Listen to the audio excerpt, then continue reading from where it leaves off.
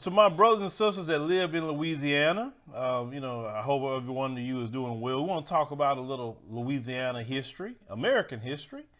And, we want to continue to talk about these things because, our great friends who are Mzungus in the Republican Party of today, at least, they have a problem with American history being taught.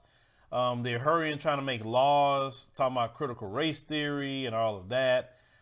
These people are so silly. Teaching American history has nothing to do with critical race theory. But this is the same people that says the term cancel culture. Like, you cannot have a thing called cancel culture. They don't even know what a culture is. They don't know what a culture is. That's why they put those two words together. Nobody calls them out on that. But we want to talk about Colfax, Louisiana. Okay, so it's called the Colfax Massacre that occurred on April 13th, 1873. Now, I say this battle had turned into a massacre that took place in the small town we talk about, Colfax, Louisiana. It was a clash between black folks and white folks. Now, they were saying that in the end, 3 white folks died and 150 black people died in the conflict. Let's talk about why that happened. So the massacre, they say, it took place against the backdrop of racial tensions in a highly contested Louisiana governor's race in 1872. Now, this is after slavery, okay? We say, while Republicans narrowly won the contest and retained control of the state, white Democrats, angry over the defeat, vowed revenge. So in Colfax Parish, they had organized a white militia to directly challenge the mostly black state militia under the control of the governor. So they say Colfax Parish reflected the political and racial divide in Louisiana. So they say they had 4,600 voters in the 1872 election and were split between approximately 2,400 mostly black Republican voters and 2,200 white Democrat voters. Okay, so at that time period, black people were Republicans. Now, they were Republicans all the way up to the Great Compromise. And you know about the Great Compromise? That's kind of how black people stopped being Republicans at that time period, where they had a hotly contested presidential race at the time period. And it was talking about wanting to secede from the Union again. Now, after slavery, they had, during Reconstruction, had federal troops in the South. And basically, the white supremacists couldn't bother our brothers and sisters with the federal troops being there. So it was a great compromise. And for them not to start another civil war and say, look, you guys, Republicans, you could be the president, but you got to get the federal troops out of the South and let us do what we want to do with our laws, etc. That's the compromise that was made. And the federal troops was removed. And the moment the federal troops was removed, Jim Crow came in, and all the lynchings, all the destroying the black people stuff. That's the great compromise, and why a lot of black people said, okay, man, they betrayed us, and then eventually them down the line start becoming Democrats. But that's a whole video for a different day.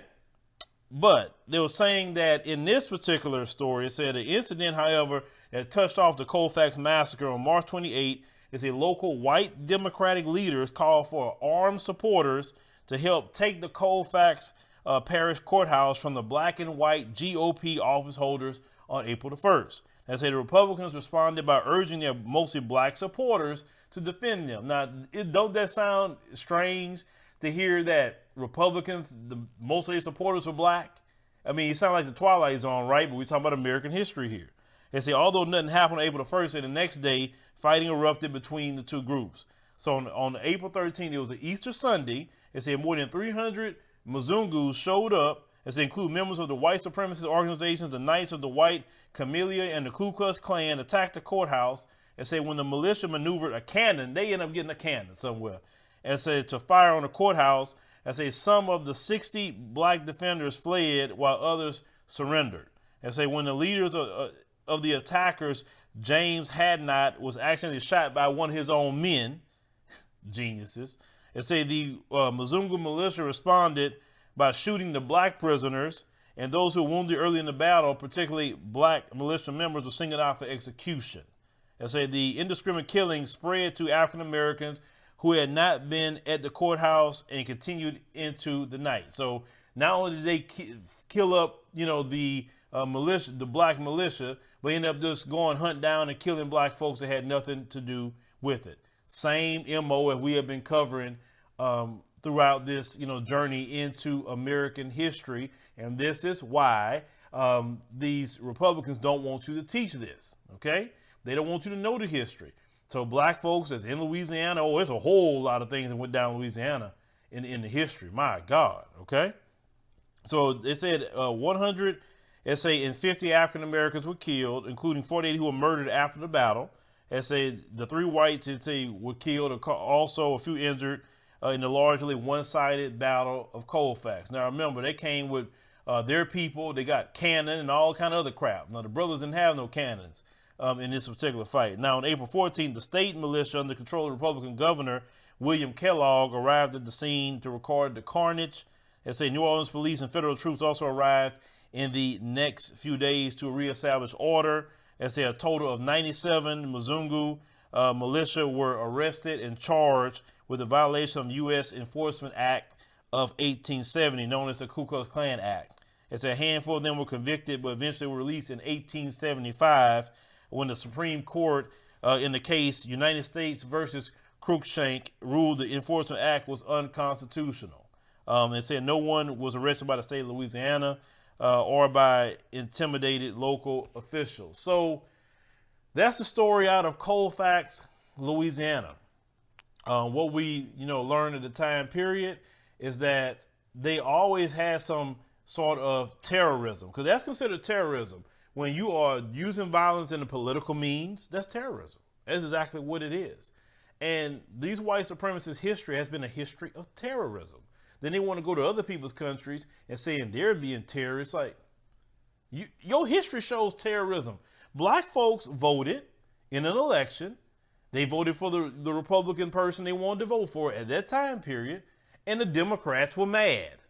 And they wanted to kill black folk. Now look at Democrats today. Yeah, Democrats may let you into the party. They may let you have a Congressional Black Caucus now. But do they really help black people today? Think about it. Has the Democrat Party really helped black people? What have the Democrats really done to help black people even to this day? Their history has always been violence and doing nothing for black people but causing problems. That's been their really history. It's just amazing how us as black people, we just like worship that party. And how the Republicans got like that is they call it the Dixiecrats went over to the Republican Party, and they just kind of infected that, and then now that party is just the same. So both of them the same now. They both trash. I can't even say one party is better than the other, because it's not. But this is what they don't want you to learn in history. They don't want you to learn this because, see, they don't want you to look at the history and say, wait a minute. When black people was talking about reparations, I think they own to something about reparations. Because look at all the evil and the killing that we've done to black people. Man, we got to do something about this. So continue to look into the history. And yes, they may control the teachers in the schools, but they don't control you to teach the real history of America. And more people every day are writing me and say, you know what, I didn't know that. And I'm glad you're teaching this. I'm glad you're putting this out here. Because these people, they say they have a lot of blood on their hands. And they think they're going to really get away with it by just trying to burn the books. Do you understand? They pulling what Adolf Hitler pulled by trying to burn the books. You can't burn the books. We got the internet. But leave me a comment. Let me think about the situation, with this American history story out of Colfax, Louisiana. It's just, like I said, these people have a lot of dirt on their hands and blood.